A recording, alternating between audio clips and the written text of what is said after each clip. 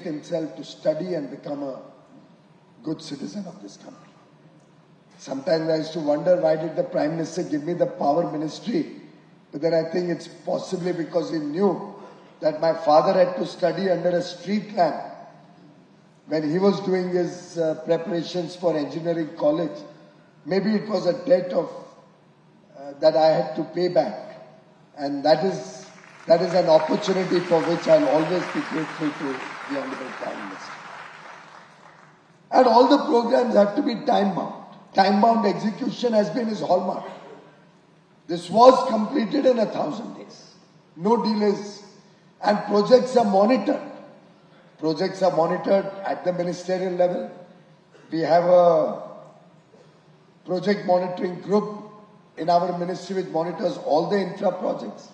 Then we have a Pragati program where Prime Minister monitors projects to make sure that projects get completed in a time-bound fashion. The rule of law and transparency has been another hallmark of Prime Minister Modi's good governance. All natural resources are auctioned today. Started with the coal mines. You may remember Coalgate, the scandal where 186 coal mines were handed out to friends and relatives and party supporters free of cost, without due process. Prime Minister Modi changed all the rules. The Supreme Court struck down all these irregular coal block allotments. Prime Minister Modi brought a new law, and now no natural resources, whether it's the telecom scandal, which Tamil Nadu people know very well, or Coalgate, all of that is in the history books now. Every government natural resource is auctioned, and the benefit of the auction money goes to serve the people of the country. Similarly, prioritization of issues has been very important. I remember when I became Railway Minister, we realized a lot of accidents take place due to unmanned level crossings. So we decided in the railways that in a time-bound manner, we will eliminate all the unmanned railway crossings in the country. And it was a difficult task. The officers were feeling challenged. But once Prime Minister Modi makes up his mind, he makes sure it happens. Look at Swachh Bharat. When Prime Minister Modi spoke of Swachh Bharat, some of the opposition leaders really criticized him. They said, who speaks of Swachhata in the important address on 15th August? But he was convinced that he wanted to give dignity to our sisters, to our daughters. He just could not accept that half the population in this country did not have toilets in their home. 11 crore toilets were built free of charge, so that no daughter, no sister, no mother, and for that matter, it's a matter of indignity for all of us, ever has to go to the fields for their morning course. And today there's a competition all over the country. Cities are fighting, districts are fighting with each other for the Swachhata rankings.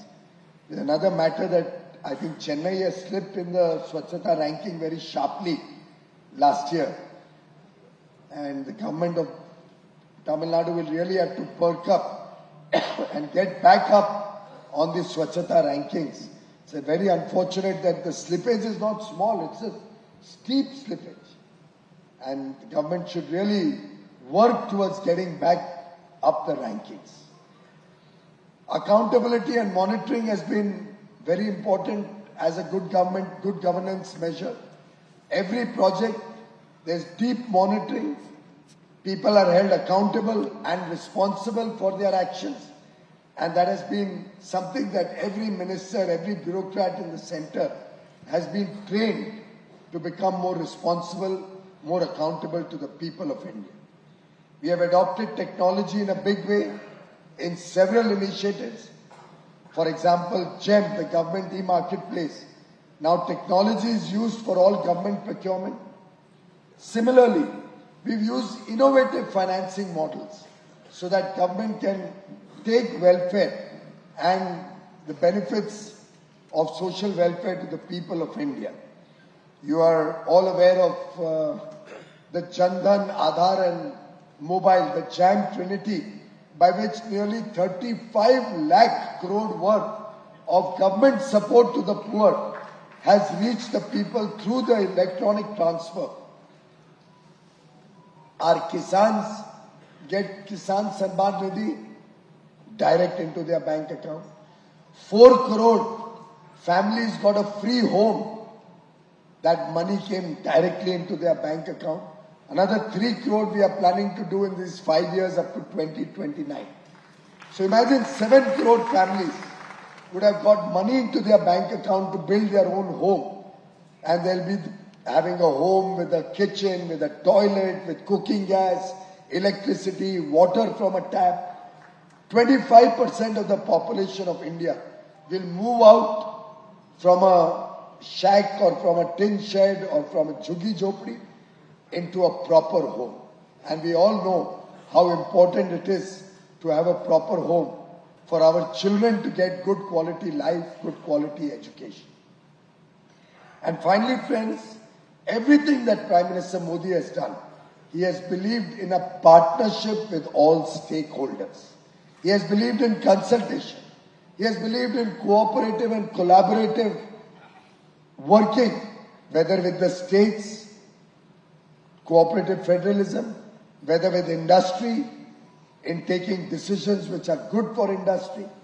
The effort has been to involve stakeholders in all the activities that we do so that we can leverage in our globalization, in our international effort to take the country forward,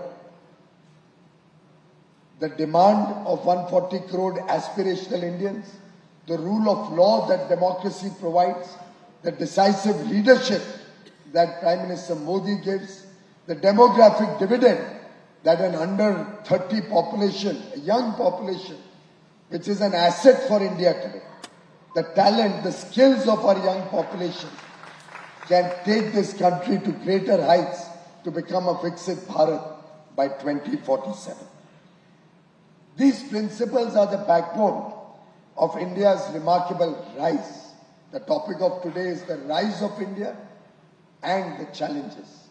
This rise is shaping a future which is not just achievable, but aspirational.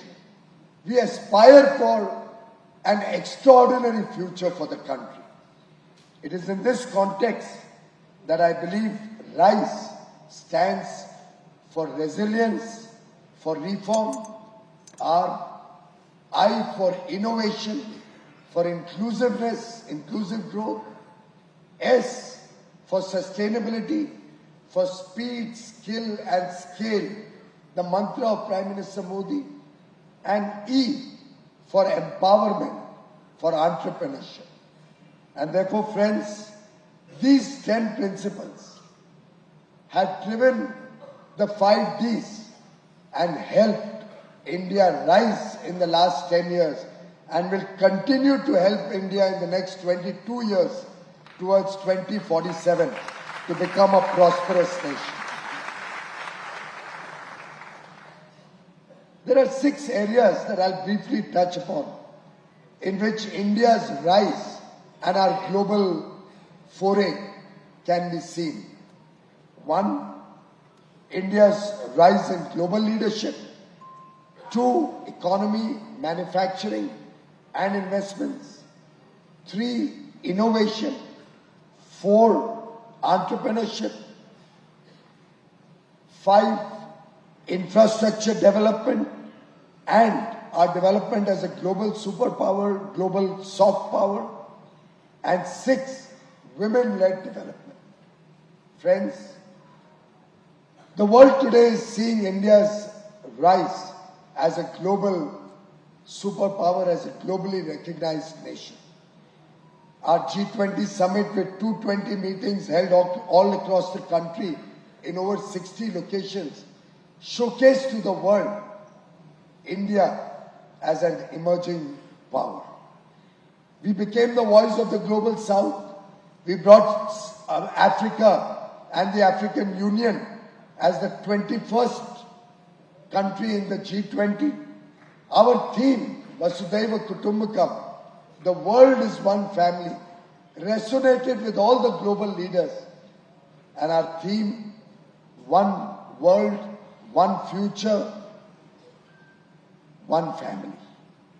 And friends, the 27-foot Nataraj statue at Bharat Mandapam, which must be seen, showcases Tamil Nadu's rich cultural heritage, which the whole world saw at Bharat Mandapam during the G20 summit. In fact, when humanity faced the worst crisis of COVID, India became the first responder.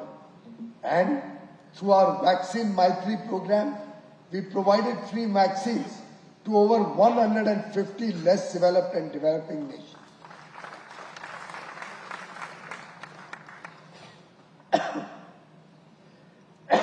I don't know if you have noticed, Prime Minister Modi is one of the most awarded leaders in the world today. 19 nations have given him the highest civilian honor of their nation. 19 nations. And for those of us who get into more detail, 8 out of those 19 nations are Muslim majority nations. 10 nations are Christian majority nations. And 1 nation is a Buddhist majority nation. I think there can be no better rebuttal to the false narrative that some people try to spread against India, against Prime Minister Modi. He is the most inclusive leader with true secularism, who doesn't believe in appeasement politics, who believes in Sabka Saath, Sabka Vikas. 140 crore Indians, irrespective of caste, creed, religion, language, all have received benefit. All have been treated for a better future, given opportunities, treated well for more opportunities and a better future. So everybody is entitled to healthcare, everybody is entitled to free food grain, everybody is entitled to have a home. Every poor family has to rise as the nation rises, so that the country can aspire to take 140 crore people forward and ahead as the nation prospers. Friends, there's a Morning Consult survey that ranks international leaders. For 10 years, consistently, they have found Prime Minister Modi to be the most popular leader in the world. No wonder the Australian Prime Minister calls him boss. India, of course, has seen tremendous economic progress. It's become a hub of manufacturing, investments and exports in the last 10 years. In fact, if you will get into history, in 1998, when Prime Minister Vajpayee took charge of the government, the first NDA government, inflation was at 9%, growth was down to 4%, foreign exchange reserves were down to $29 billion, country was in a shaky position. Vajpayee, through 6 years of good governance, brought inflation down to 4%, growth up to 8%, increased foreign exchange reserves to 3 times, or rather 3.5 times, over $100 billion at that time in 2004.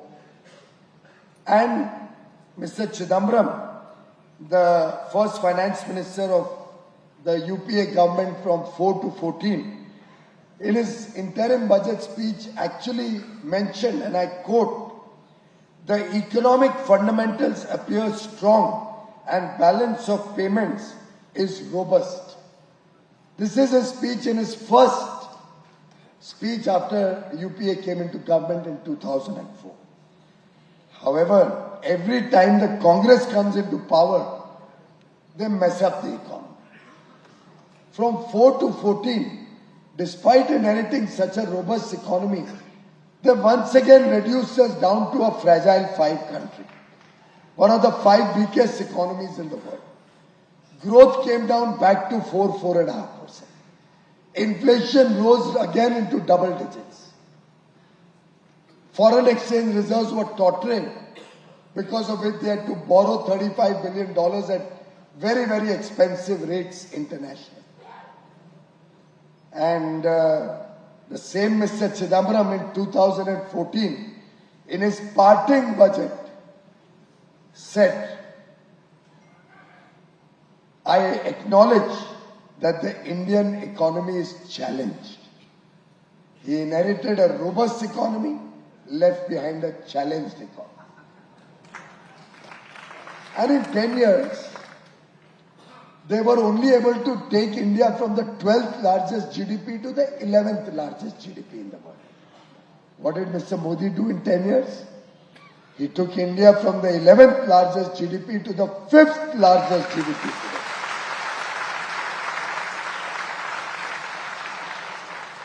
Mr. Chidambaram, in his final interim budget of 2014, had predicted, and I quote, while he was giving his vision for the future, of course he didn't know that he will have no role to play in the future. There is a well-argued view that in the next 3 decades, India's nominal GDP will take the country to the 3rd rank after US and China in 30 years. So in 14, he had predicted it will take India 30 years to become the 3rd largest GDP. And he was very proud about it. What did Mr. Modi do? He said, "I'll do it in less than half that time." And I assure you, friends, by 2027, India will be the world's 3rd largest economy, ahead of Japan and Germany. In only 13 years, not 30. That is Prime Minister Modi's commitment and courage of conviction. I'll give you just one small example. While we have done a number of areas of improvement, look at the banking system. What did we inherit? A broken banking system. The PSU banks were losing 85,000 crores in a year when we came into government. Gross NPAs and restructured loans had gone up to 12 or 13%. Last year, State Bank alone made a profit of 61,000 crores. Only State Bank. This year, probably in the year ending March 25, their profit may be upward of 80 or 90,000 crores. Overall, the banking system made a profit of 3 lakh crores. Net NPAs are down to less than 1%. That is the transformation. And sector by sector, I can tell you the story that under Prime Minister Modi, the story of change, the improvements and the growth story. Whether it's the insolvency and bankruptcy code, whether it's the thriving stock market, our market cap is now nearly $5 trillion. Whether it's exports, Honorable Guru Murthy ji just mentioned, last year was a record $778 billion. This year we'll cross $800 billion of export. And we'll maintain our current account deficit at still about 1% of GDP, which is a nominal, reasonable level to maintain. In fact, the Chennai facility of Foxconn, which is now making Apple mobile phones, is exporting worth 1 lakh crore of smartphones out of India. For that matter, we have now become the world's 2nd largest mobile manufacturer. You could have imagined that in 2014. Similarly, friends, we are focusing a lot on providing plug-and-play infrastructure. 20 industrial smart cities are being built all over the country, including in Tamil Nadu. We are also continuously looking at ease of doing business, decriminalizing laws. Our Jan Vishwas bill decriminalized 182 provisions in one bill itself. 182 provisions, criminal provisions, spread over 42 different acts of parliament, but decriminalized at one local. Now we are coming up with Jan Vishwas Bill 2. And what is Jan Vishwas? People trust Narendra Modi, therefore Narendra Modi trusts the people of India. That is the Jan Vishwas Bill. Why should people have to go to jail or be threatened with jail for small mistakes? We are trying to decriminalize as many laws so that people can sleep at peace, do their work at peace, they can trade, they can run MSME and not be worried about draconian laws. Similarly, we've reduced the compliance burden in about 42,000 areas. And our effort is to continuously reduce the compliance burden. If the states participate and support us, we can do so much more. I'd just like to mention one thing, friends. During COVID, India is one of those rare countries which met every commitment we made to the rest of the world, whether for supply of goods or for supply of services.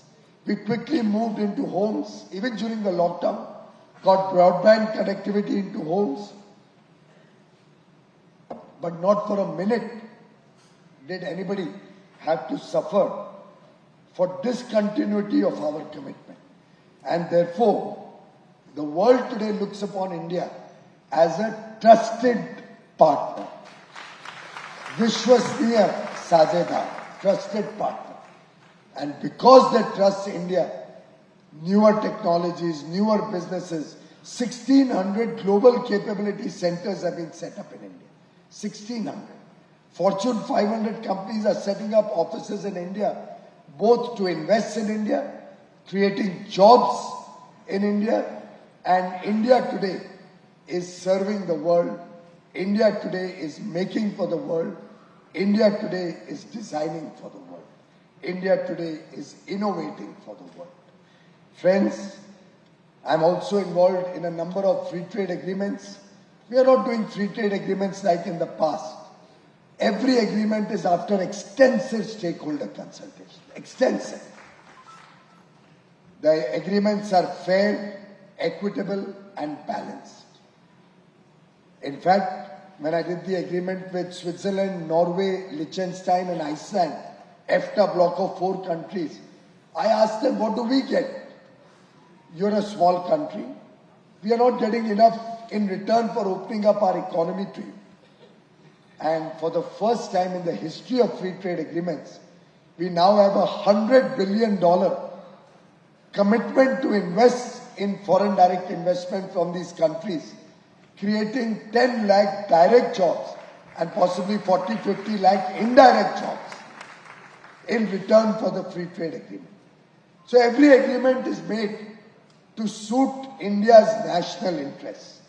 And when an agreement does not suit our national interests, like the Regional Comprehensive Agreement Partnership, RCEP, which Manmohan Singh ji had tried to get India to join and had, I think, thrown India under the bus by getting involved in the RCEP negotiations.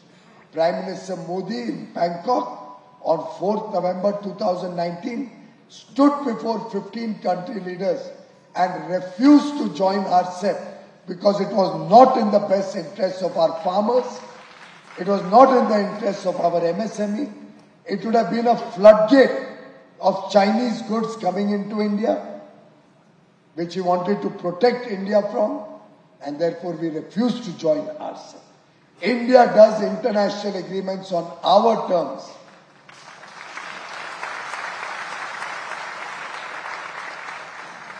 Friends, innovation and entrepreneurship is another area where India has taken significant leap and rise.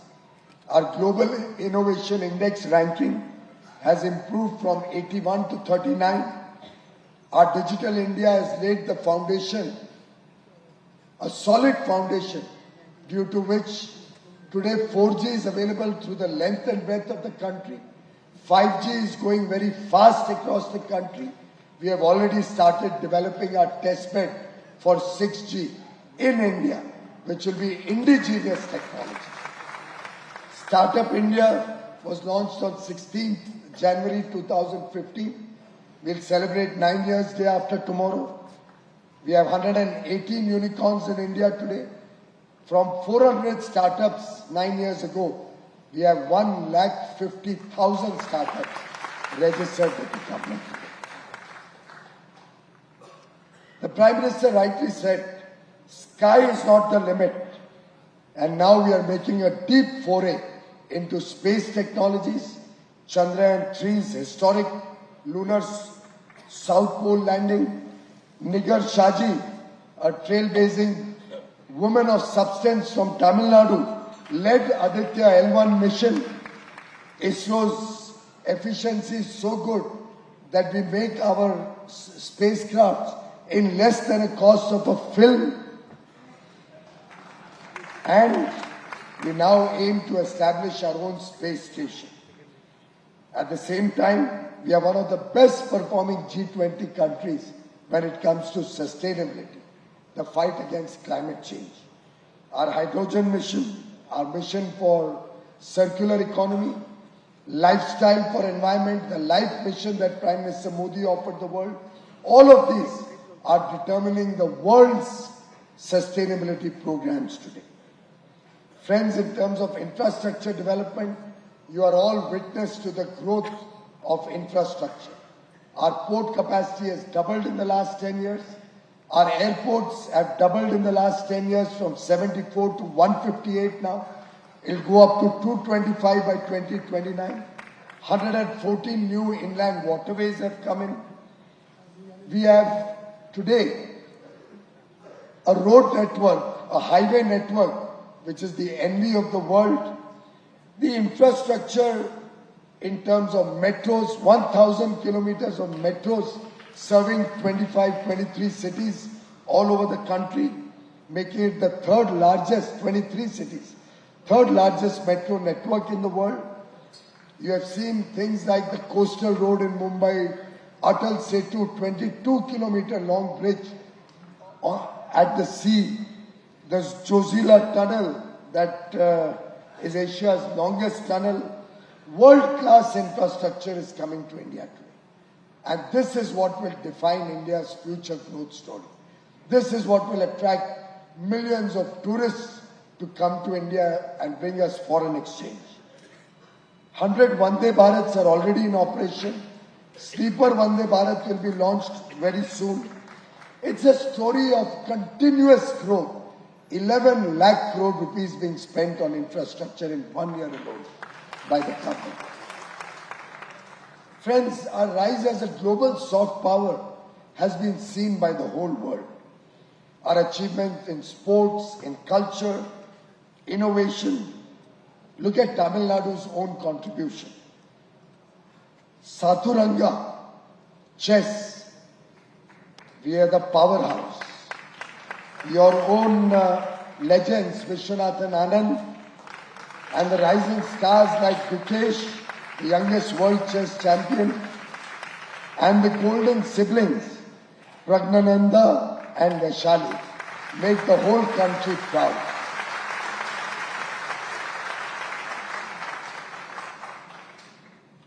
India is also reclaiming its rich cultural heritage. We have just celebrated on the 11th of January 1 year of the Pran Pratishtha of the Ram Mandir.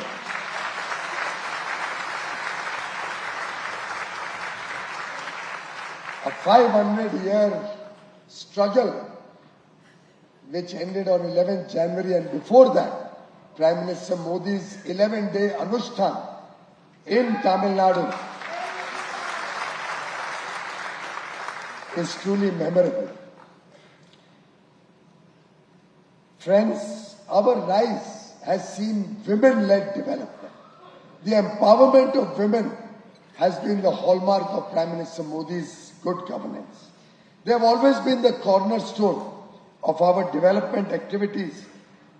The Nari Shakti Vandan Adhiniyam, the law that provides 33% reservation for our sisters and mothers and daughters, women, in all parliament, in all of the legislatures across the country, has been waiting for 4 decades to happen. Prime Minister Modi made it happen on Ganesh Chaturthi Day last year. 2024 will go down, 2023 will go down as a milestone year that our women will now be empowered in the future once the delimitation and census process is over. He has brought in the law against triple talaq to release our women, our sisters, from the bondage and from the sufferings that they were forced to undergo. The journey towards women empowerment has been driven by financial inclusion. 30 crore women today have their own bank account. Most of the homes that we gave under PM Awas Yojana are in the name of our sisters. Similarly, 1 crore women have been made Lakpati Didis. Whether it is making sure that every home has a cooking gas connection, which we have achieved already, or every home gets Nal Se Jal, tap water in their home, which is progressing very, very fast. Almost 16 crore homes have received Nal Se Jal, and another 2.5 years, every home in the country will have tap water connection at home. The idea is to reduce the burden on our sisters and help them to become a part of the formal economy and contribute to India's growth story. Roti, kapda, makan, health, education, bijli, sadak, pani, these were the problems that our people used to suffer from. Generations of suffering. The Prime Minister is trying to overcome and make sure that every citizen of India is blessed with all the basic needs of life so that they can all aspire for a better future, a more glorious future for them and their families. And that, ladies and gentlemen, is the sum and substance of good governance and the rise of India that Prime Minister Modi has worked for the last 10 years at the center, before that 13 years in Gujarat, and will continue to serve the country in his 3rd term with 3 times more energy, 3 times more effort, 3 times more speed, and 3 times bigger outcomes. Of course, the journey ahead is not without challenges.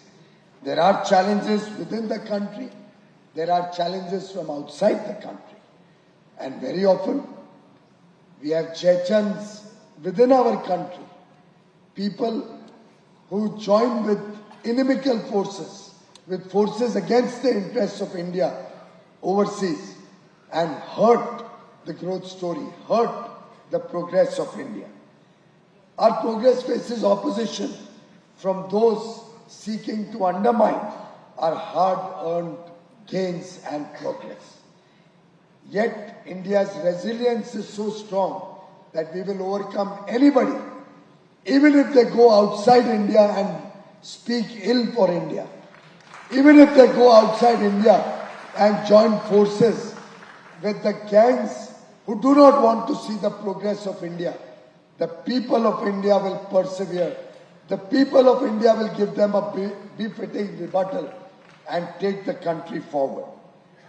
I would invite all of you to join in countering such anti-India forces, countering the propaganda of such anti-India forces, which Thuglak is doing very honorably. Guru Murthy ji is at the forefront of this effort. Every time there's a parliament session, there's an effort to disrupt parliament. Every time there is something good happening in India, they will try to disturb the economic progress of India. Let us all join forces, fight against these divisive politics, fight against the politics of appeasement, fight against the politics of identity, where they are trying to divide the country on religion, region, caste, or other grounds. And let us all go by the mantra of Prime Minister Modi, who had said during the many years ago as a Chief Minister of Gujarat, about 16, 17 years ago, he had said, every 5 years, secularism changes meaning. For me, that is for Prime Minister Modi, development gives the strongest foundation to secularism. And friends, solving the problems of this country will involve the fight against changing geopolitical environment across the world. There are 2 wars going on. The world economies are going through stress, are going through uncertainty, are going through challenges. Economic growth is faltering. International trade is seeing trouble. Within this disturbed geopolitical environment, India is an oasis as the fastest growing large economy in the world. I invite all of you to be a part of this growth story. I invite all of you to fight against the threats, whether it is cyber threats or the threats to our national polity that come from across borders. Let us all work together to continue this unprecedented journey to realize the vision of Viksit Bharat by 2047, when we celebrate 100 years of independence. Let us all work under Narendra Modi ji's leadership to make India a prosperous nation, to take growth to the last man at the bottom of the pyramid, to make every Indian, every proud Indian, a stakeholder in the growth journey of India. Thank you very much, friends.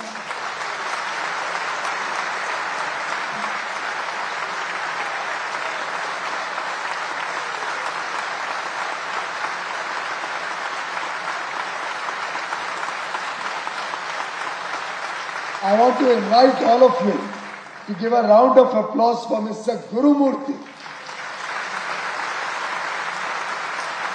a man of substance, a man who stands for principles, a man who is willing to sacrifice everything for the nation, somebody who is a role model for a humble Karyakarta like me, somebody I've looked up to all my life, and somebody who inspires me to continue to serve the nation. Thank you very much, Gurumurthy ji, for your leadership.